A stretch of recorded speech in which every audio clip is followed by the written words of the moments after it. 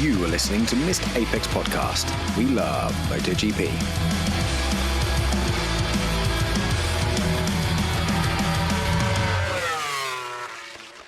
Hello and welcome to Missed Apex MotoGP Podcast. This is a show put together by MotoGP fans pretending to be experts. We aim to have a race review show ready for a midweek commute. We may just be punters, but we love to talk. After his slip in the previous round, it was normal service resumed for Marc Marquez whilst his rivals faltered. Qatar delivered a dramatic weekend of epic highs for some, but sadly epic lows for our defending world champion. As ever, I am your host Kyle Power, and today I'm joined in the virtual shed by some fellow MotoGP enthusiasts. In the co-host seat is Jules Seegers. How's it going, Jules? What's up, Kyle? I thought Coda was a good race, but this one didn't disappoint either. Absolutely best race of the year. And to talk us through that is our token northerner, Danny Henney. How's it going, Danny? Hey, Kyle. I'm good, thank you. How are you? I'm pretty good, and I'm excited after an epic race. And somebody who's equally excited is our new fan perspective, tyre-obsessed trumpeter, Matt Trumpets. How's it going, Matt? It's going great. It was an exciting race, and there was tyre controversy. I cannot ask for more. Absolutely, you love a bit of tyre talk, and there's going to be a fair bit of that in this show. So, weekend overview and heading into the weekend, and the main headline was Jorge Martin returns. Not for very long, unfortunately, it would seem, but we do have our defending champion on track in a race session for the first time this year. It's great to see him returning. And the other big story was obviously new championship leader Alex Marquez coming into this round with a 1-point lead over his brother, with Pecco Bagnaia after his great Qatar win only 12 back and right in the game. And talking about right in the game and still having the momentum, it looked like a good start to the weekend for Bagnaia for once. On Friday, he was actually pretty quick. And heading, after the actual proper practice, which get people into Q2, he was actually faster, a tiny bit faster than Marc Marquez, but it was Morbidelli looking really, really quick as well. So all of the Ducatis were looking fast, but this is positive signs from Bagnaia, and it looked like he continued the momentum because, let's not forget, he's supposed to dominate this round. This is the round where Bagnaia was supposed to be really, really strong. Other people looking very strong in practice was Maverick Vinales and Fabio Quartararo, which is a precursor for things to come. So into Q1 and going through Q1, there was a couple of epic performances. I know, Danny, you were messaging on the group. Ayagura and Rins through Q1, mega lap from Agura. Yeah, super impressive from the pair of them. I thought it was quite exciting from the start of quali. It was good. Some people put some banging laps in. Martin looked like he had a potential to go through at one point, but yeah, some stunning rides and kind of set the tone for quali, really, for what was to come. Yeah, amazing. You've just reminded me there, like midway through Q1, Jorge Martin looked like he almost got himself into Q2, and that was amazing. So we can talk positively about him. He looked to be doing really, really well. And in the end, he just missed out on Q2, but he was only 0.1 behind Bezzecchi. So that's a huge win for Martin pace-wise, Matt. Well, yeah, there was a moment. I think it was in the first practice, the recorded practice, where he came across Bagnaia, and you could just see for about a turn and a half, he was there again. And it was so delightful to see because he's the world champion. Everyone's been waiting on him. We know he's not competitive, but there was that flash where you're like, oh yeah, I totally see this happening. If you're Bezzecchi as well, you have to be worried a little bit for the fact that he turned up with next to no running and was so close to you. I mean, it really was a bit of an eye-opener, and if you're Bezzecchi, you're asking questions of yourself, and the team, to be fair, might be asking questions as well. This guy's not been on the bike all season so far, turns up and he's that close to his teammate. Great performance. Yeah, it was mighty impressive. Let's not forget, I think he completed his 14th lap on the bike in practice, because it was lap 14 where he binned it back in Sepang. Really, really impressive. But going into Q2, there was nobody stopping Marc Marquez, who broke that record to get pole position from his brother in second. But the hero of the qualifying was Fabio Quartararo getting the Yamaha onto the front row, and that's his first front row since Assen 2022, which is absolutely incredible. But with all the heroics going on the front row, somebody who wasn't there was Bagnaia. Absolute disaster for Bagnaia. He had a bit of a poor first lap. Going out into the second lap, still, it didn't seem like he was really under that much pressure. Said he was quite buoyed and quite jubilant coming in. He had decent pace throughout the practice, but going into turn 4, just pushed too hard. Pushed way. You could see it on the way in. The bike was bucking and weaving, and down, tucks the front, down he goes. Ends up qualifying a lowly P11. That is a disaster. This was the round Bagnaia is supposed to stamp his authority on Marquez, Danny, and he's thrown it down the road. Yeah, and as you say, all the talk going into qualifying was that Bagnaia had caught up and potentially was the man to beat. So it was his quality to win, really, and he kind of went for it, made the mistakes, and opened the door to Marc Marquez. And as we've seen before, you don't do that because Marquez didn't just jar it open; he kicked it open and took the pole. Yeah, absolutely. So Morbidelli ended up coming in 4th. Digi was 5th, Maff 6th, Sarko 7th, Aldeguer 8th, again showing really good pace. Rins and Onagura, Mega in 9th and 10th, Bag 11th, and Acosta 12th. Again, Acosta, he was a bit anonymous this weekend. He didn't appear anywhere in my notes at all, Matt. Well, yeah, one of the things that I learned after the race is that he's been so unhappy with the 25 KTM, that's RC16 if I've got that right, is that with the exception of the engine and the front aero, which are homologated and can't be changed, he's fully gone back to the 24 bike because he prefers the feeling. Oh, and, not to give away future results, but this may not have been the best choice pace-wise. Yeah, it may not have been, because he is the one we have come to expect now being the lead KTM, but it didn't happen. But it certainly happened for Marquez on pole, his brother in second, and Quartararo on third, setting up a salivating prospect for the sprint.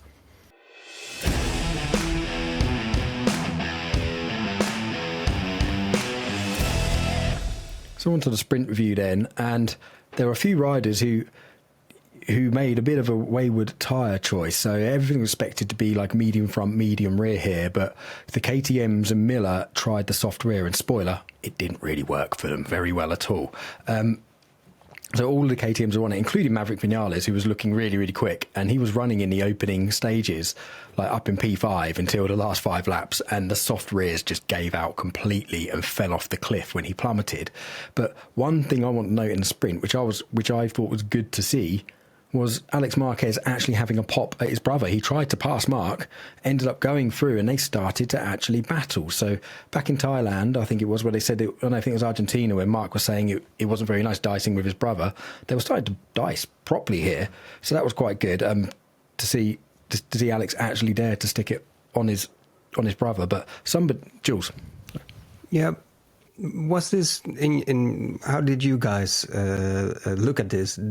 Does it feel like he's genuinely attacking the championship leader because he is in the fight, or does it feel or come across like, okay, I have to do this, but I don't really believe that I can beat my brother, and it once he makes a move stick, it how do you say this, slips away from him just as easily? Well, what I would say was at the time, he was not attacking the championship leader at all because Alex was a championship leader. He was determined, I think, to walk out of this weekend. And that might explain stuff that happened later, but I'm convinced he was determined to walk out of this weekend still in the lead of this championship. He's lived in his brother's shadow an awful long time, and this is the first peak of sunlight he's ever had. I'm going to steal a quote from The Matrix and say he's starting to believe. I reckon that taking the championship lead, and we've done it, yes, very lower level racing, but being in the lead of the championship is massively confidence inspiring. I think he's starting to think, I've got an outside shot, but I'm going to give this a go. And he went for it. It didn't quite pull off. But I think we're just starting to see that change in him now, where he's going from being in the shadow of his brother to he recognises he's got a genuine shot with a bit of luck to get this over the line. And, very small chance, I must admit, but I think he's grasping it with both hands at the minute. And he hadn't put a wheel wrong, should we say. Yeah, that's a good point, because right up to this stage, yeah, he hadn't. He'd been faultless, like just constant P2s. He should just get the bridesmaid tattooed on him. Like, it's pretty much been the bridesmaid every single round. But that can win championships. That's it. Consistency is key, and is not making mistakes. Yeah, he ended up making a mistake in the main race, but that was really, really strong. And yeah, I absolutely believe that I think it's right. I think he is starting to believe, and give him a sniff, he will start to put moves on his brother. I don't think they've got any agreement, Jules, that they're not going to fight each other. I think give Alex half a sniff and he's going to shove it up the inside. I really hope so, that they don't have an agreement or an unspoken agreement, because we need a genuine title fight. We don't need these guys going on about at the track like, oh, we're the brothers and we're also besties and we live together and look at us go and I give you a toe and then you give me a toe and we're riding. Nobody cares for that apart from their father, probably. We want to see like a genuine title fight. If this keeps up, there's going to be handbags at dawn at some point. Guaranteed. Whether you're brothers or not, there's going to be handbags at dawn. If this keeps up, this competitive, and they're this close together, there will be an incident and there will be a big fallout. Not for very long, I should imagine, because they seem very close, but guaranteed, if the bikes are this close all season, there's going to be a big blow up. Absolutely. You can certainly see one of them being sent to bed early with no dinner. And it's going to be an awkward drive home as well from the race when that actually happens. But somebody who was having an awkward ride was Bagnaia. He seemed to be really struggling in the sprint. Now, Jules, this has been something that Bagnaia has been moaning about. In the sprints, he has to use a smaller fuel tank and is really struggling with the balance of the bike. But this is something that we've had since the sprints. It's something he's struggling to get ahead on. But we've seen him make great progress, but he just didn't seem, and he really struggled here. And he can't be having these issues in the sprints if he's trying to take the championship fight to Mark. It's what we spoke about so often now already, and at the end of last season in our review, that he can't afford to have these hesitating, slow starting weekends, not being really on it, using the sprint as an extra practice or whatever to be there on the Sunday. You couldn't afford it against Jorge Martin last season, let alone you can afford it against Marc Marquez on the same bike as you were riding. And he said afterwards, like, yeah, for 3 years, ever since the sprint started, I'm struggling with the sprint size tank because it changes the balance of his bike and he can't get on top of that. But the time of excuses like these, whether they are true or not, it just can't keep flying. It doesn't fly, these excuses. You need to get your act together, get over it, and start doing the business that you're paid for.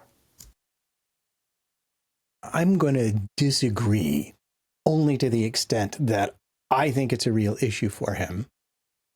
I think clearly the tank is smaller, it weighs less, it's going to have some kind of impact on the balance of the bike on the absolute limit. And I'm going to tell a little story to prove my point that has nothing to do with racing motorcycles or any other motor vehicle. Oh, do go ahead. Because we have infinite time, of course. No, when I was in high school, I studied with someone in the Atlanta Symphony. And as a trumpet player, the bit of the trumpet that touches your actual body in the most important way is the mouthpiece. That's where you create all of your sound. And he had a mouthpiece from the 60s that had been replated. And eventually, because they take little bits of metal off, it gets bigger. So he'd had a copy made. And one of the copies he was unhappy with, he gave it back to the guy who made it, said, this feels too big, too small, whatever. And the guy's like, no. Like, I'm very accurate with stuff. He's like, measure it. And he's like, oh, yeah, you're right. It was out by 1/10,000th of an inch. I might not notice a sprint size tank. You might not notice a sprint size tank, but someone like Bagnaia could easily notice a sprint size tank. Danny, tell me you're not going to talk about trumpet mouthpieces. No, for 1 minute I thought we were going down the road of this one time at band camp. I thought we were going down there for a moment. No, I was going to say, I think the smaller fuel tank's a bit of a... Personally, I think it's a bit of an excuse. He just struggles on a Saturday. But I think what the The worrying thing is when you look at Bagnaia's performances, though. A bad day for Bagnaia is like a low top 10-ish, if you will, an 8th, a 9th, a 10th. A bad day for Marquez on the other bike last season, Grassini was a 3rd or a 4th. So he's up against an absolute monster. And he's just got to get through this, I would say blip, but it's not even turning into a blip. This season it's turning into consistency. So just needs to get his head down, understand the struggles and move forward. And this is where he is too. He's not saying, he's saying, I know it's an issue for me. He's also saying, I know I need to solve this puzzle. I'm not going to sit here and go, this is the best I can do. I need to solve this puzzle. So I agree with Jules. It's a reason he's ended on that, because that's the only difference between the Saturday and the Sunday. But he also understands that it's his problem to solve it, and he needs to do so as quickly as possible. Yeah, but the really odd thing is, I'm not debating it's not an issue, because it clearly is, but he's the only one. Nobody has these differences between the Saturday sprint and then the Sunday race. And he's a 2-time world champion in MotoGP and a 3-time world champion if you count the Moto 2 as well. So how... I understand that you're really a subtle rider with the smallest differences, but you need to get your head around it somehow after 3 years, because, again, you can't afford it. Yeah, completely agree. That's a good point, Jules. I think to try to defend Bagnaia slightly, he's a very analytical rider and he's always sort of very open to things. And I think he's one of these people who need to reason why, like always. Like sometimes riders say, I was just slow, I need to understand why. I think Bagnaia always in his head can apportion everything to a little detail and he comes out with them. But yeah, I agree with Jules, like he needs to sort it out. But somebody who did sort it out was Marc Marquez. He ends up winning the sprint by 1.5 seconds from his brother. Morbidelli in 3rd.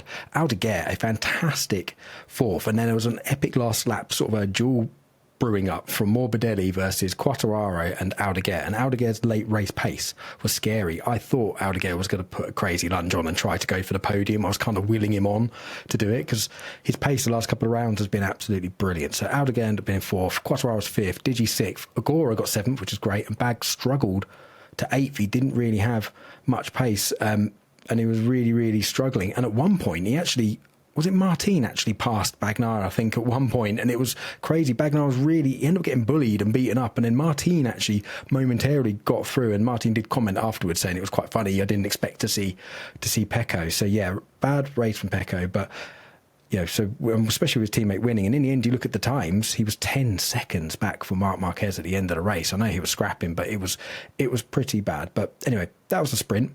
We had a very dramatic Grand Prix, which we will review now.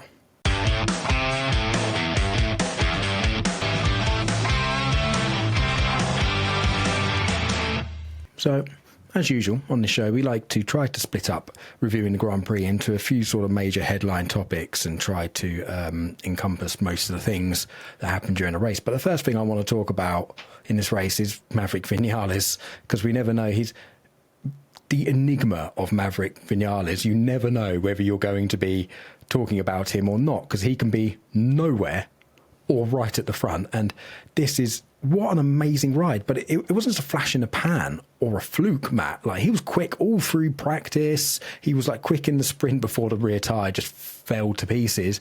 And he was just epic on Sunday. I like to think in my head, he's one of these riders who's figured out what's the least I can do to still ride a MotoGP bike. And then when it's time, he just whips out that one performance that's going to keep him coming back and begging for more. Because I remember Coda last year, I was like, oh, wow, he's really got that. And then just like poof, off into the ether he went. No, he had the KTM dialed in, and he had the 25 bike dialed in, I think. And he's the first rider to have solved the puzzle of how do I ride this without the vibration, without the chatter, or how do I get around it enough to be able to apply the positive aspects of this bike. And I guarantee you every KTM rider is going to be poring over his data and looking at what he did, because no, they haven't been close up until now. That is a really good point, because I think most of the riders have mentioned it, Jules, this chattering issue that they've had. But So each of the riders, we understand, of thinking KTM, they're all riding slightly different specs. So surely they just want to, everyone's just going to copy Mav now, surely. You'd think so. I think there are a few variables in his performance that might not be able to be explained or to be how do you say this? They came down to the setup of the bike, and I think the variable Mav is one big issue. But it almost seems desperate by KTM to run 4 different setups on all 4 of your bikes. You know, if you are not able to explain the deficit you have in performance, this seems like we're just throwing a big fish net out there, and we're just gonna see whatever kind of fish this net catches, and we'll go for that one from now on. And the difference in performance was clear. Of course, Mav had his, let's hope not, but his one-off of the season. But if you saw where Bastianini was at, where Binder was at, who is, if KTM has a top 10 regular, it's mostly Binder, but he was way off, way in the back. Acosta, we mentioned him, but that was about it for the weekend. And then there was Mav, so which is pretty typical. Not a KTM factory rider. It's still the Tech 3 team that he rides for. So, yeah, what do you make of this? Well, Maverick, as you said, is just an enigma, isn't he? Is liable to be at the front on lap 1 or 2, and then after a couple more laps, he's at the back. He's just a real strange rider. I think if I was one of his teammates, I wouldn't be looking to copy his setup or anything, because he showed the same last season, didn't he? It was Portugal. He had that incredible performance. Bike kind of blew up and spat him off towards the end of the race, but he always does this. As we said, he'll just come out of nowhere, put in a great performance, and then kind of go back to the non-existent. I like Trumpets sum up, I must admit. How little can I do to keep a MotoGP ride? But yeah, as I said multiple times, real strange enigma, because his pace when he's on it is unbelievable. And he looked fantastic on Sunday. And he kind of came from nowhere again. I didn't really notice him till all of a sudden, bang, he was on the back of Bagnaia, and then he was at the front and did an incredible job. So hopefully he can get a bit more consistent. But great performance either way, despite the fact he got robbed in the end. Well, it was honestly a surprise to see him that high up, and was it qualifying that he was? But the soft tire gambit by KTM really is the reason no one expected this performance on Sunday, because that rear tire was so very, very wrong for that circuit, even in the sprint. They just thought they could get away with it, you know. But I think if he'd had the medium in the sprint, we'd have seen a much, much higher result from him. What we can say in favor of Vinales, I think, if you look at all 4 of the riders, Binder last season spent all season long trying to get on top of the rear tire, and he just couldn't really do it. Acosta is a really intuitive rider. Bastianini is like qualifying like he did on the Ducati, but now he doesn't have the bike to really make up for it on Sunday, not as much. But I think Maverick is the most, I don't know if we can say this, but most skillful, or that he said this afterwards, he adapted his riding style to minimize all of the deficits his KTM has. And you, as a rider, you need to be able to do that. You need to be skillful enough and get your mind to it to be able to do that. And maybe that's also his experience, because he has ridden a lot of different factory bikes. So maybe that's the reason why he can make something out of this KTM. Yeah, he's obviously his one on the Suzuki, his one on the Yamaha, his one on the Aprilia. He's incredibly adaptable, Matt. And for me, it's like he's like one of these like rides you see out of supermarkets that you have in the UK, and you've got to put 20p in and make them go, and then all the bells and whistles, and it's like he runs out and someone forgets to put 20p back into Mav. They're like, right, have you put 20p into Mav this week? And oh yeah, really, it's going to perform. And sometimes it's just untouchable. He's a precocious talent, but oddly, whilst being incredibly adaptable for different machinery, he seems to need all of the stars to align for him to unlock his performance. Yeah, so he's analytical, but he's also very sensitive. Like, he can understand what he has to do. But if it doesn't give him that feeling, he's just going to be nowhere. And that's a pretty rare combination. Usually you're either a field player or you're a technical player. And you're like, I don't care if I can't feel the front tire. I know exactly where my brake marker is, and I'm going to smash the brake there and know that I can deal with it. Or you're like, oh, I don't know. I just know how fast to go into corners. And if it doesn't feel right, then I have to back off. And I just hope, for KTM's sake, the telemetry they got and the debrief they got from him is enough to give to the other riders to clue them in how to start dealing with this very unpleasant characteristic of the bike. I've said before, when it comes to Maverick, it's just, and we've said a few times, you hear a lot of people saying about racers in general, the amount of racers what have so much talent and waste it, you know, whether consciously or subconsciously. And Maverick, for me, just falls into this category. I've said before, I watched him in the junior formulas. He was incredible. I genuinely thought he was going to get to MotoGP and be the next, maybe not Valentino Rossi, but unbelievable rider. And I think that's why I get a little bit frustrated with him, because I want him to do so well. He has so much talent, but he just, for whatever reason, goes missing. And it's like when his head goes down, he really goes down low, and it takes months to come back. So if he could just get on top of that, I think he could be a front runner consistently, because we see it, doesn't he? And as you said, he's nearly won races on 4 different manufacturers. You don't do that by being just a good rider. You know, he's very, very good rider, but just needs to get on top of that game a little bit, and hopefully we can stop being frustrated and start screaming for him a little bit more to put in the performances like Sunday. Absolutely. You need a big bag of 20p's is what you need for Maverick to sort him out. But this harps back, obviously he was robbed of second place, and I'm going to use the word robbed, and I think that's a fair way of putting it, because again, he's fallen victim of the blinking tyre pressure rule. None of us like this rule. I do think he was robbed, and this really highlights how silly and how annoying this rule is, because you know, his team obviously hadn't factored in that he was going to spend. He ended up having 5 laps in the lead of the race, having cool, fresh air onto his front tyre.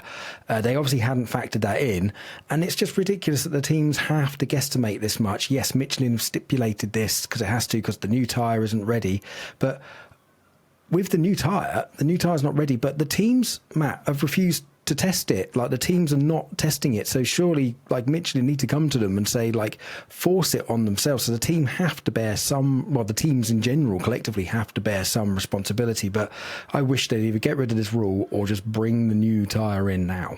Well, I mean, if nothing else, shouldn't there be some kind of an exception if you're a team who has basically not run at the front all season and you magically find yourself there for a bit? I mean, I would be tempted to say, like, well, okay, we'll give you a pass at this time round, but now that you've gotten to the front, you're going to have to allow more of a margin in case it happens again. Yeah, absolutely. But also, this is kind of an indictment to how switched on Mark was back in Thailand, because Mark noticed on his dash really early on that he was in trouble and did something about it, where Mav basically just said, oh, I didn't even look at my dash, really. I wasn't even looking at it. I'm not sure if I fully believe that. I'm wondering whether he saw it and just didn't care, because the team, again, at the end, Matt, like, didn't seem, yes, it's bittersweet, but they were just so happy with the result, and they knew it probably didn't impact the actual performance much, if at all. So they were so happy. So I think Mav just chose to ignore it. I mean, if we want to go there fully, if I'm the team, I'm like, is it worth more to have him look like he's going to win a race when I'm at a bankrupt company that's being sold and I might be shut down next season? Or, good point. Or do I care at all if it gets taken away after everyone sees the initial result? And the answer is, man, we don't care at all. you get out front and you look like you can beat Marquez for a couple of laps, and we're going to lap up some sponsors and prove that we're worth keeping around. That's what I'd say. Yeah, absolutely. About 7 laps left, because he'd been leading for a while. 7 laps left, he makes a mistake and lets Mark through. Like, Mark was building, he makes a mistake. But I've got a question. I think if he'd have made that mistake earlier, that could have saved his bacon, because he would have spent more time behind other riders and maybe would have come in within the limit. I haven't seen the amount of laps he was under. He has to be 60% of the laps. He has to be over a certain pressure. Maybe he made the mistake too late. Who knows? But Danny. I'll jump in as no one else wanted to say it. No, I think he was probably under most of the race, and I'm fully on board the thought of he just went, I ain't having it. I'm going for it. I'm getting to the front. I'm going to get some airtime up there battling with the front boys, and just went for it straight off. Absolutely. I don't blame him at all. So along in the battle with him was our second subject matter today, and that is Bagnaia. Well, actually, Bagnaia's going to be third. We'll talk about him now because it leads in the Bagnaia and Marc Marquez. Again, we said at the top of the show, or I said at the top of the show, this should have been the round. Bagnaia dominated Marquez, got himself fully in contention. He was back in, the momentum was on his side. Mark's mistake in Qatar sort of handed him a win.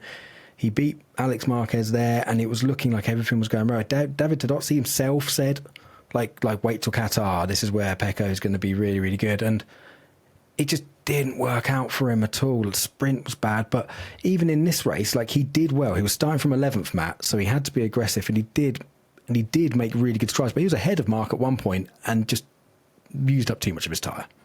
Well, yeah, you said it. And there was no way at this track with the abrasive surface that you can start from 11th, battle all those people. And he did have some battles, particularly with one of the VR riders. I thought it took him Morbidelli to get round him. And you're out of resource. He used up too much too fast. But even then, I don't think Todozzi was wrong, because he came from 11th to being ahead of Marquez. That means you were faster than him for a big chunk of the race. I think the pace was there. The shame for all of us was that he just fell off in qualifying and had to start from so far behind. I have to say, halfway through the race, my money was on Bagnaia.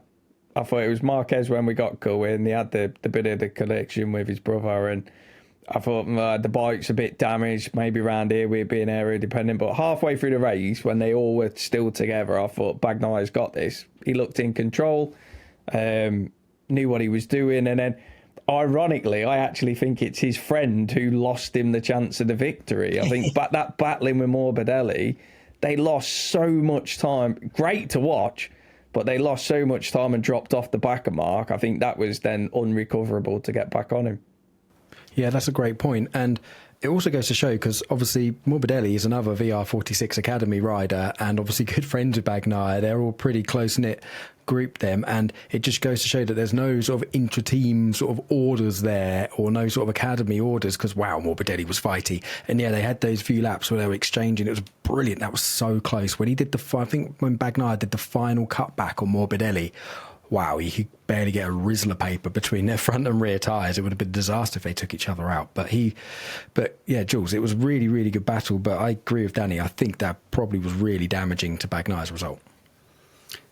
I think so too. It was good to see how confident Bagnaia looked attacking these riders and making his way up to the front. I think after the start he was already in P6 on Sunday. It's like that pack of that part of the starting field is a lot stronger than last year. So making your way through guys like Morbidelli, Didja kind of messed his own race up, but it takes demands a lot more from your performance, your tires, and like Matt said, you can't really expect someone to come back from P11 and perform all the way through those 22 laps the same way as the guy who started in front. So it definitely cost him. But I think what was the key to Marquez's race, being able to save the tire and keep some performance left for the closing stages, which is something Bagnaia usually is able to do quite well. He just couldn't play the same game. And I thought was very promising how he overtook Marquez and also kind of seemed to pull a bit of a gap. But yeah, he just couldn't maintain. But, you know, it's promising, especially after Saturday, the sprint. One of the things that I learned preparing for this show was that on the grid, after everybody was at their bike, Marquez said, the real key to this race is protecting the front. And what really caught me about that was reading an interview with Agura, who really fell off in the race, saying, oh, I absolutely, the front went away. I wasn't concerned about protecting it, but now I know better. And I think that, like that level of knowledge, of understanding that at Losail, it's the front axle that you have to protect if you want late race pace. And it's not going to be the same every time. That's what you're up against. I do think Bagnaia probably knew it too. But again, you're in a use it or lose it. You either sit in 11th and save it, or you get up front and hope that you can defend or hang on somehow. And I think he made the correct choice for him. But it also, like I said, I think it augurs well for the future. We're going to see three-way battles for the top position before this season is done. Absolutely, hopefully. And yeah, while we're going on about tyre preservation, let's talk about Marc Marquez's race a little bit, because yeah, Matt said that there. Mark mentioned, I think it was one of the only riders, apart from Agura, subsequently, who clocked this. He was like, I'm going to struggle with the front all, you know, he realised this early in the weekend and only said it quite late. And I think he said in the press conference, half jokingly, is that now the others aren't listening to me, I'm actually struggling with the front, and that's going to be key to manage the race. He kind of said it the night before, and kind of alluded that no one else was cottoning onto it. And what a calm and measured race. He said in the first few laps that he wasn't really going to push until sort of lap 4 or 5. Yes, he had a bit of the scuffle with his brother, which we'll talk about Alex Marquez in a bit, and then he let Morbidelli go, and he was very comfortable just to let the people go because he knew they were going to burn their tyre out. So it was really calm, really measured. And it was funny, he said, I think it was lap 4 when Bagnaia passed him, and like Danny said earlier, I was like, oh wow, like Bagnaia's going to go through and win this, and Mark's actually going to struggle, like where did this come from? But Mark said to himself, he's like, okay, I'm going to start my race now.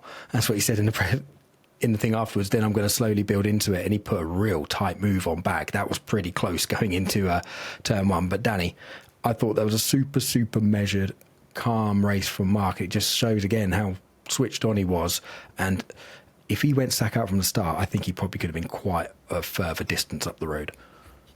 Yeah, he was that measured. I actually thought he genuinely was struggling.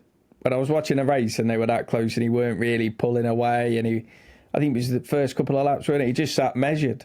Let Morbidelli I think Morbidelli got over a second at one point. I thought if he was going to go, I didn't think he was going to let him get that much of a gap on him that early on. But yeah, the fact he let him go, he just sat there very measured, didn't really push, just let the bike come to him, let the temperatures come up, just manage the race. Yeah, excellent. I think he just continues to surprise, even though he's been around so long and he's such a good rider. I think actually being not at the front has increased his skill. He's always had skill, but has allowed him to develop the riding style what he's got, to look after the tyres, etc. Because he's always had that metronomic pace at the front and blasting off from anybody. But he just seems to be like he thinks more about the race now. Now, whether that's because he's back on a front-running bike and he's got the chance again to go for the championship, so he's re-engaged, thinking of the bigger picture, I'm not sure. But yeah, really measured, very different to how I thought the race was going to go. I thought he was going to go like a scolded cat and really send a dominating message to Bagnaia that in your backyard where you're expected to win, I'm going to absolutely blast you. Well, one of the things that I love about this entire season is we could literally title every episode Marquez doing Marquez things, and it would cover about all possibilities, falling off, being clever, doesn't matter. But that was very, very mature championship writing by him, and he has learned a few tricks in his time in the sport, and this was definitely one of them. Yeah, I think probably having several years on a very uncompetitive Honda, and then last year on what we now know is quite a considerably inferior bike compared to the GP24 he was on last year, you start to learn how to exploit every single area and aspect of your performance to get the most out of it. So I actually think, in a weird way, those horror years he had on the Honda has really helped his overall sort of package as a rider. So really quick. Not so great from Bagnaia. Said he had the momentum to come in, but Bagnaia P2 in the end after Maverick's penalty. He was P3. He did finish behind the KTM on the road, and Bagnaia, to be fair, did say he had to use, and he was aware of it. Matt said it, and Matt was right. Like, he chose the right choice. He had to use his rear tyre. He had to make the moves. He had to use them up, and yeah, to come from P11 to get P2, P3 in the end, you have to say that's a good ride from Bagnaia, and that is an absolute save. But as a whole, he's going to be leaving feeling quite dejected because this was supposed to be his weekend and it actually wasn't. Well, let's move on then from there. Someone else who was probably leaving a little bit dejected was our championship leader coming into the weekend, and that was Alex Marquez. Now, Danny, we have to give you some compliments here, because Danny, in our pre-season predictions that we all slated him and took the mickey out of, said he thinks Alex Marquez is going to be third in the championship, and we pretty much just collectively just spat our tea out when Danny said that. Dan, mate, it looks like we may owe you an apology. It looks like that wasn't such a crazy prediction after all. See, I told you. Come to the man if you want to know what's going to happen. I've got the lottery numbers going for the weekend. As I say, I think he just looked really good in testing. Really good in testing. Good vibe with the bike. They're all on equal machinery. And I've been quite impressed with him anyway since he's come into the sport. He's very much raw, should I say. But I think he's really impressed me this year. And the fact that he's had second after second after second after second. As I said in our group, he reminds me a little bit of you. He's just consistent, always there. Don't go for the flashy, just consistent, banging in the points and staying up at the front. And I think he's, at the minute, I genuinely think he is riding the second best after Marc Marquez. I know he's up at the front of the championship, but he's not made one mistake until this weekend. Yeah, until the race, Matt, and then it all started going wrong. He saved them all for one occasion, and that's fine, because honestly, if I hit 3 people in a race and got a long lap penalty and I wound up 7th, I'd be thinking like, well, geez, it could have been so much worse.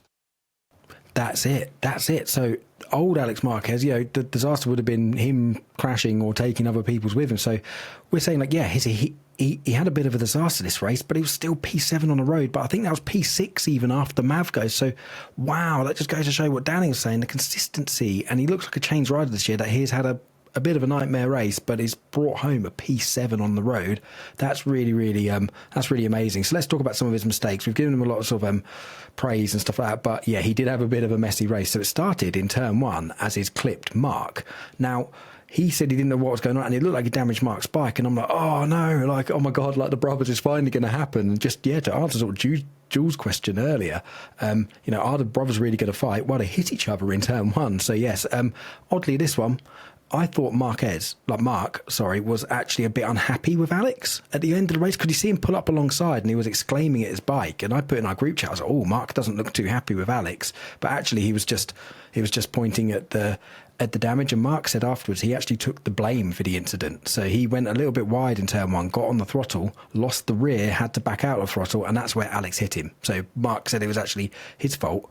And that was fine, but we have a proper game of whose fault is it coming up now, because Alex Marquez then, he gets passed by Digi pretty early on. Digi takes third, because I think Morbidelli's escaping at the front, Mark's there, Digi passes Alex for third, and then Alex, in his desperation into the fast right-hander, attempts a move which was never on, wipes all the air off this left-hand side of his bike, punts Digi into the shadow realm almost, goes off, like really bad. So can anybody here provide a defence for Alex Marquez's move here? Because I think he saw a little bit of red.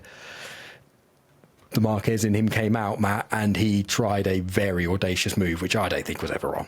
Yeah, I mean, if you're going to ask me to defend the move as in like in a court of law, no. But what I would say is he knew immediately.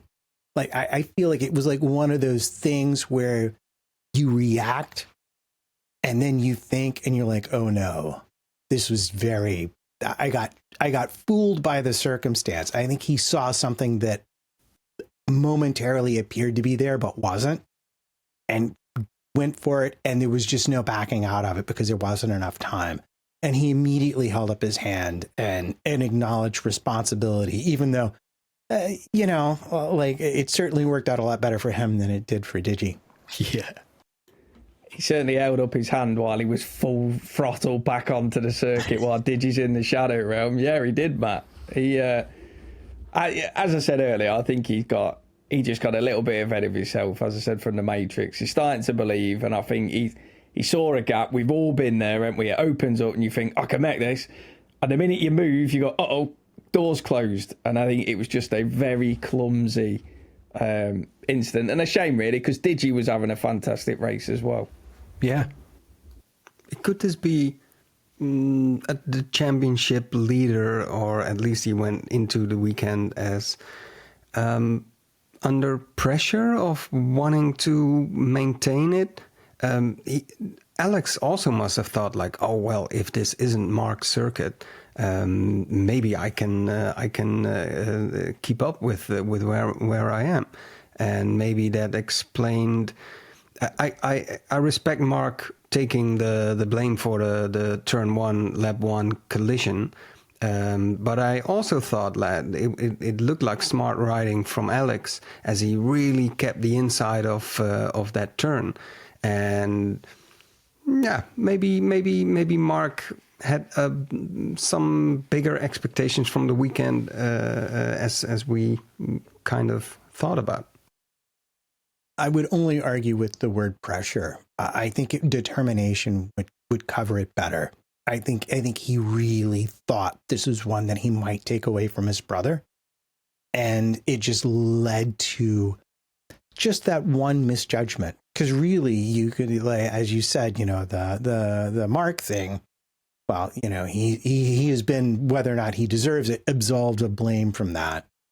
But he very clearly showed his intent to take the lead of that race and to fight for the win the whole race long. And that's what we want to see. That's why we're going to get a good championship. I have to say, when he made that mistake, I expected him to go backwards.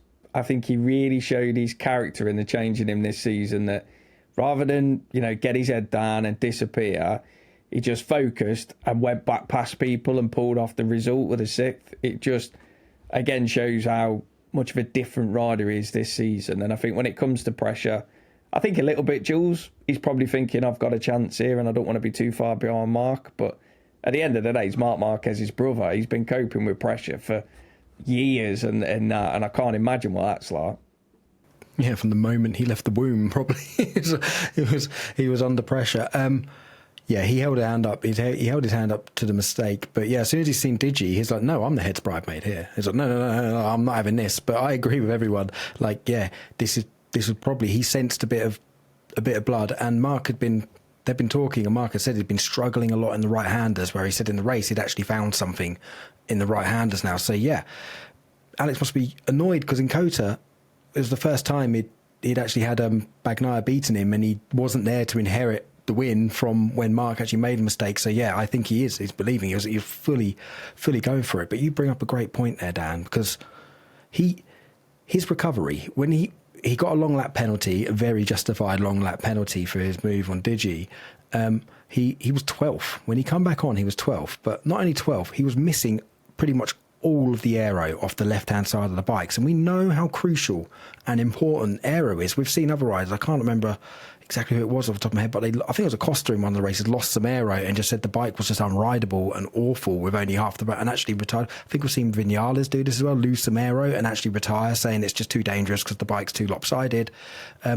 He had mega pace. He was still knocking in 52s towards the end of the race, which only his brother really was able to do that at will. So wow, what could have been maybe? Because maybe he could have taken the fight to Mark at the end, because he was super quick to come back to 7th after that. Wow, and that just goes to prove how strong he really how strong he really is. But there was also a lot of strong rides from several other people. So let's get back onto the honourable mentions, and well, let's get the depressing stuff out of the way first. Jorge Martin, oh my goodness. So we've just learned today that we think it's up to 11 fractured ribs now and a punctured, a collapsed lung. This is diabolical luck. This is absolutely awful, because yes, in the race, like yes, he made a mistake, but I think in the race, this is like really latter stages of the race. He was losing a bit of pace. He's obviously getting tired as well. And yeah, I think this mistake could have been born out of tiredness. He just ran wide and over the curb, and this is uncharted territory for him as well. He doesn't know, Matt. He doesn't know how the bike's going to handle after this amount. I don't think he'd done a run that long, either physically or on this bike. So the fact that he made a small mistake is not surprising, but the consequences, oh, dearie me, awful. Yeah, and this is we had a side chat about this, and I gotta say that if I was the boss at Aprilia, I'd have just started him in the pit lane and said, your job is to not get lapped. And if you get tired and hurt, you should just come into the pit lane. But I got to say that if I was a racer, if I was racing in that race, I'd be like, no way. I want to go for it, because I want to learn everything I can. I need to be back in action with other riders to really feel like I'm connected. But you take a risk when you do that. And it just, the timing of it, and then the fact that he also got hit by another bike is just like, you saw him at the side of the road, and you're like, oh no. Because they bounce up and run. And he was just sitting there with his arms down and almost like a triangle. And you're like, that's not good. And then you see the replay of him just being like serrated along the curb, like cheese on a grater. And you're just like, oh, this is not going to be good. Yeah, absolutely. It was the impact, I think, from Digi's front tyre, like right in the middle of his back, which you could see, it wasn't that obvious really for the first few times that we actually saw it. So when I saw him on all fours, I thought he might have just been a bit winded from the serrations on the curbs, but subsequently knowing he had a rib issue and a collapsed lung, like I've had broken ribs, as I suppose quite a few people here, and you know how horrible broken ribs are, Jules. But this is just tragic. Like it couldn't have been almost like a worse result for him. Like he's now going to spend probably weeks in a Qatari hospital bed before he can actually get back to see his surgeons, if at all. So, guys, he's surely going to be out for a long time now. Yeah, like I said earlier to you guys, it's like a cursed number one plate for him. And yeah, as Matt said earlier in this episode, it was just so good to see him back and to see the number one on track as a figure of speech, and to have it end like this while actually the weekend was going better, it seemed, as they expected, because starting the weekend, they said he might not even complete the weekend. We're just going to see how this goes. And then for him to just miss out on Q2 because of a mistake in his final lap, and to be P14 at a certain point, I think, on Sunday, and then to get hit by a rider who shouldn't even be there, because Digi should have been up front somewhere, and due to circumstances, as we just discussed, he's there and right behind him when he has it seemed minor it wasn't even a crash, he just went down. And it seemed like, okay, nothing doing. You're going to be all right. And then imagine getting hit by a bike from the back. It's a real shame, because a sport needs a defending champion, whether he's defending the title or not. You need him there, because he was fast enough, especially compared to his teammate anyway. Yeah, absolutely. It's absolutely dreadful luck. And the actual crash itself, the mistake, is a fairly innocuous crash. I think, with just being slightly winded on the curbs, he would have been absolutely fine. And I don't think he aggravated any of his previous injuries. As they said in the medical report, all of his limbs, everything are fine. It was just purely that hit from Digi. So rotten luck, and obviously get well soon, Jorge. But Matt, if I was his friend, I would not be getting into a car with him or getting on a flight that he's booked onto at the moment. And no, you're not sending him off to the store to buy the lottery tickets. That's for absolute sure. I will say I did see a picture from his hospital bed, and it was captioned, "It could have been a lot worse." And so, like, I don't know, like how you go through that, and you're like, wow. I imagine he's probably just happy he didn't mess up his hand again, and he's got tubes stuck in him, and he's like, oh, it could have been a lot worse. Or maybe that's just why MotoGP riders are different. Exactly, they are a different breed, and I don't think the camera angle did it justice. I think it was a massive whack from Digi because it really unsettled Digi, and Digi said it was horrible, one of the worst moments he's had in his racing career, and it should have been red flags. You did see on the next lap when he come round, you could see the medics with the bales in front of him, still trying to move him and still trying to get off. So I was really surprised, and I think Race Direction are copping a lot of stick now from various people and journalists online because maybe they should have red flagged it, but because at the time of the race no one really knew the extent of his injuries, and now knowing them, retrospectively, it's like, oh wow, how did they? And wow, he must have been full of adrenaline. How to move him from that position in only 2 laps with 11 broken ribs and a punctured lung? I mean, man, he is made of absolute cobalt. So we'll wrap up Jorge Martin. Dreadful what happened. We hope to see him back soon. I think the summer break this year is after the Czech Grand Prix in late July, so there's potentially another 6 rounds until then. I think it's probably wise, and then they've got like a 3-4 week break, so I'll imagine we'll probably see him after the summer break. I'll be surprised if we see him before, but then again, we were surprised to see him in Qatar, so who knows. They're very hardy, but get well soon. Before we get on to talk about anyone else, I'd just like to butt in and say, if you like the show and you're enjoying the show, why not give us a follow on Twitter? You can follow Twitter at Missed Apex Moto. You can follow us on the YouTube, which is just Missed Apex MotoGP on YouTube, or you can give us some feedback. Tell us how pretty we are, how wrong we are, or how bad we are at punditry. And you can send us an email, and that's missedapexmoto@gmail.com. That's missedapexmoto@gmail.com.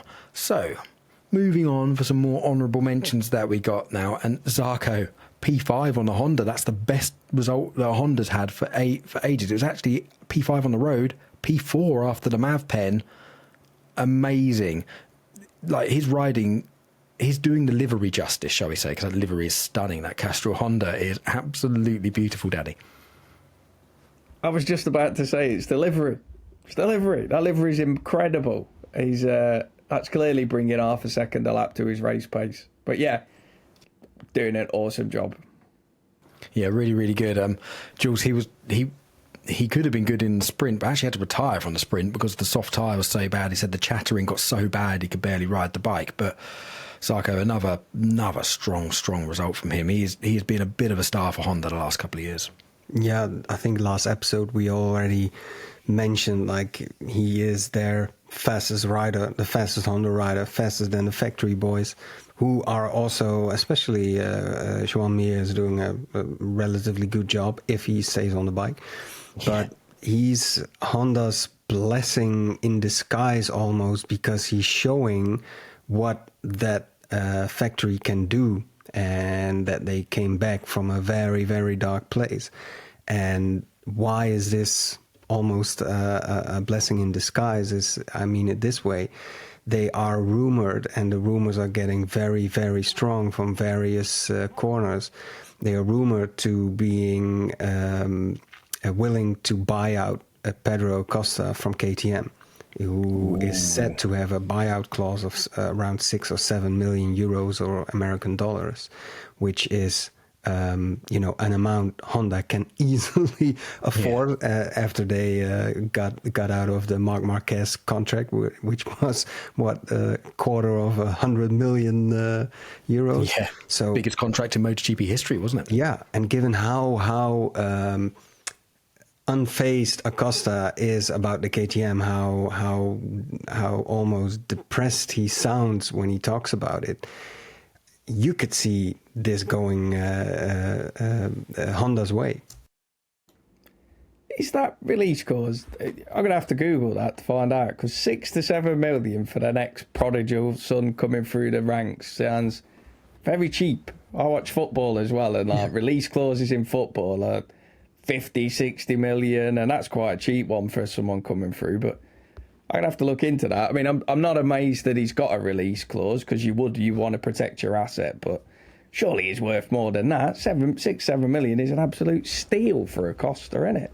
That is right. And I've said in, I think, the pre-season show, if I was Honda, I would be throwing suitcases of cash at him to try and get him on, because I'm still going to stand by it. I don't think Johan Mir and Marini are the riders you want on your factory bikes, Matt. Like, if you have a chance at an Acosta, you're going to take it. Yeah, you want someone who can get on the bike and give you the glory, has the panache to really represent you. And, Zarco did a very good job for the marque overall. But you want someone on that factory bike who can be places you don't expect them to be. And Acosta has shown he has that quality. Absolutely. Somebody else who is also showing during the race that he has some quality, and we've been waiting for it for the first couple of rounds, is Firmin Aldeguer. Again, like, really good performance. Like P4 in the sprint, close to a podium. P6 on the road in the Grand Prix, promoted to a top 5 after Maverick's penalty. Again, really good pace, really solid late race pace as well. Is he the new Bastianini of late race pace? He's coming in, he's a rookie. Yes, he's on a great bike, but wow, he's doing really well. And let's not forget, like, he's not been finishing bottom Ducati. He wasn't bottom Ducati in the sprint. That was Bagnaia, on the what should be a slightly better bike. So Aldeguer, amazing, and I'm really happy to see it, because I was a bit worried. The first couple of races, he was a bit anonymous. He wasn't really setting the world on fire, but the last 2 rounds, we've really seen some pace from him. And wrap up, the last sort of honourable mention I want to talk about really is Quartararo being a hero in quali, P5 in the sprint and P7 in the GP. Really good and positive signs. But again, I expected more from Yamaha. I wanted more from Yamaha. Quartararo is showing that you give him half a chance with the bike, and he is absolutely gets the job done. So it'd be really good to see him up there a bit more regularly. So to wrap up, Matt, you got something else? Well, I think Jules has a bit of Yamaha information for us. Ooh. The news today is that Yamaha are about to properly test their V4 engine this week at a private test in Valencia, which is going to be the first MotoGP action on that track since the floodings at the end of last season. But Right. It's going to be the first test in Europe for them, which is for a Japanese factory kind of a thing.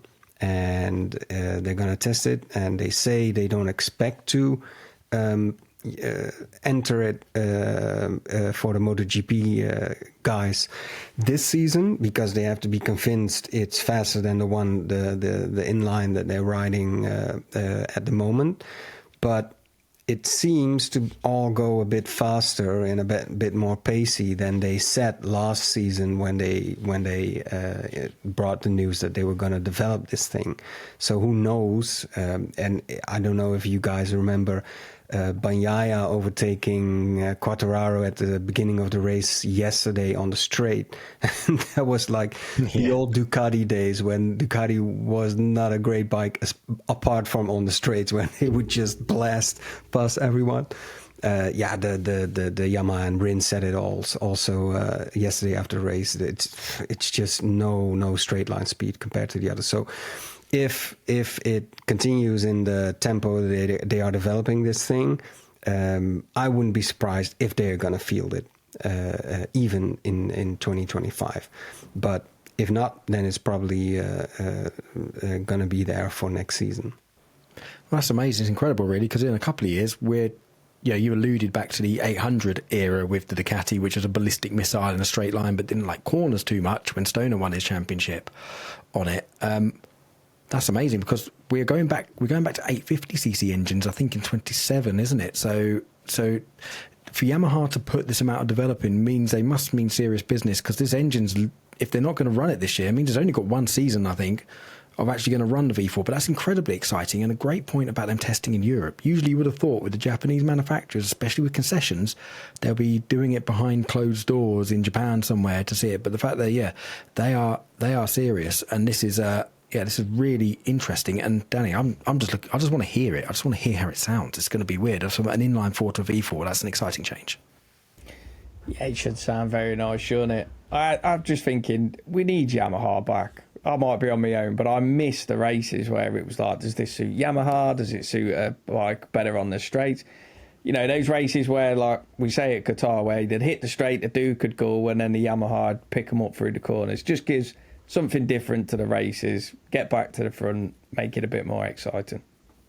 Yep, amen. Can't agree with that anymore. So, coming out this weekend then, so Marc Marquez has got a championship. It retakes the championship lead, and that's up to 17 points from his brother, with Bagnaia now 26 points behind. Only 11 behind Alex Marquez, but a full 26 behind Marc. Morbidelli's in 4th, 45 points back, with Digi in 5th, 75 points back now. So as always, we like to finish with some awards. So first is Rider of the Weekend. Who am I going to go to first? You're already on the screen. Danny, who was your Rider of the Weekend? I've recently changed this, but I'm actually going to go for Zarco. Yeah, fair play. I think we've just waxed lyrical, haven't we? We've just spoken about him. We don't need to justify that anymore. Yeah, it was between him and Morbidelli, but actually I'm going to go Zarco. Yeah, that's a nice one. Jules, who was yours? I'm going to go with our friend Fermin Eldegaer, because he did not only pop up there in the top 5, but his moves, especially at the latter stages of Sunday's race, it just shows that he's feeling more comfortable and is really going for these attacks. And I was absolutely enjoying that fight. Yeah, brilliant. Matt, who was yours? I'm tempted to say Alex, because he only hit a couple of riders he shouldn't have instead of falling all the way off like his brother. But I'm not. I'm actually going to go for Ai Ogura. Mm-hmm. And you're going to wonder why, because he was nowhere in the main race. But the fact that it took him exactly one race to figure out what it's taken how many seasons for Marquez to understand about the front tire speaks volumes to me. He's been almost the unofficial leader of the Aprilia team. He was really good in qualifying. He was really good in the sprint. And he's learned something new. For a rookie, he does not ride like a rookie. He understands how to get results. And I think even though his race result wasn't the best, he still deserves to be chucked out there into the internet sphere. Yep, I can't agree. I can't disagree with that. Yeah, it was a bit anonymous in Sunday's race. I think he had some issues, but yeah, he was really good in the sprint. And yeah, he was a hero in Q1, so I'm not going to argue with that too much. Mine, I'm going to be boring. I'm going to give Ride of the Weekend actually to Marc Marquez, because this was a weekend where a track he said he's always traditionally struggled, only won there once before, and that was in 2014. He said himself he was really surprised, and he got the gentleman's set, didn't he? It was like pole, fastest lap, 2 wins, maximised while your teammate struggled. Yeah, I'll give it to Mark. So, moment of the weekend then. Jules, what was your moment of the weekend? The saddest moment, the Jorge Martin getting hit by Dija. We discussed it elaborately before, but it's just such a shame. I mean, it was so nice to have him back, and hoping that he would be able to play a role up in front and disturb this title fight that he's not in anymore within a few races. But yeah, it's just so unfortunate, and you wish nothing, you wish him everything but this. Yeah, absolutely horrible. Matt, give us a more fun one. Oh, well, I'm going to focus on Martin as well, because like last season, he captivated me so. But there was that moment where he passed Bagnaia. I mean, come on. How could you not love that? That was the best. And then there was that moment in practice, too, where he was following, and you could just see he knew he wasn't fast, but like he just like a cat, he locks into attack mode, and he was just there for the shortest part of the lap. And you're like, oh, I see it. It's there. It's not gone. And that was so heartwarming. Yeah, it was indeed. Excellent. Danny, moment of the weekend, mate. I did have a good one, but you've obviously nicked it, you get. I'm actually going to go for Maverick. No, I've gone my way now. But you can have it. I'm going for Maverick losing the result after a great race, great weekend. Just ruined it at the last minute. It was such a shame after such a fantastic ride. So yeah, really spoilt my viewing of the race, that did. Yeah, absolutely. So yeah, mine stealing Danny's. Well, I wouldn't have stolen it if you'd actually looked at the notes. Mine was Fabio Quartararo getting the front row in Q2 and his qualifying heroics. If you'd like to see some social media heroics, why not follow my panel? Jules, where can people get you? You can get me at Blue Sky, and the handle is Jules on Racing. Excellent. Where can people get you, Matt? At MattPT55 on most of all of your socials. And Danny? You can get me at Danny Henny F1 on X. Right, and people can get me on X as well, which I need to transfer over to Blue Sky. I promise I will. I've just been a bit slack. But why you can also follow the show at Mr. Apex Moto on Twitter, and also follow me at Kyle Power F1 on Twitter. We'll be back again in 2 weeks to review round 5. The Spanish Grand Prix at Jerez for the European season kicks off in earnest. As always, thanks for listening to Mr. Apex MotoGP.